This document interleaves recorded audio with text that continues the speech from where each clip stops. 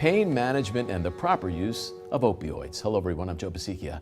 Glad to have with us Dr. Benjamin Duckles. Dr. Duckles is the medical director of Virtua, pain and spine specialist. Great to have you here for this topic. Thanks, Joe.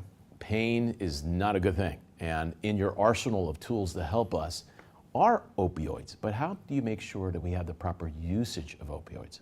That's a great question, Joe. For a lot of patients, opioids might be appropriate for treatment of their pain condition.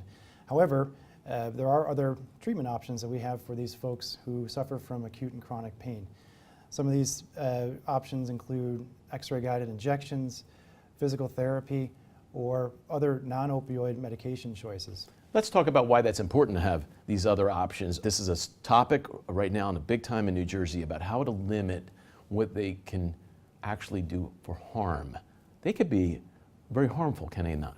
Absolutely, and we all know now that the issues of abuse, misuse, and addiction are greater than what we thought they would be 20, 30 years ago when physicians started using opioids for chronic pain not secondary to cancer.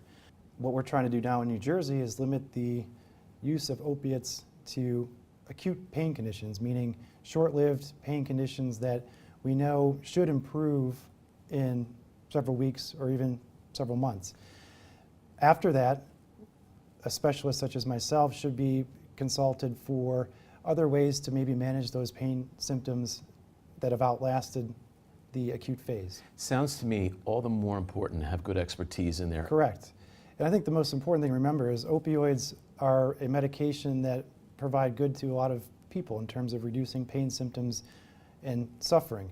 However, we need to keep an eye on the use of opiates in a chronic fashion because that's when sometimes you run into issues with addiction or misuse or even some of the physiologic effects of chronic opiate therapy.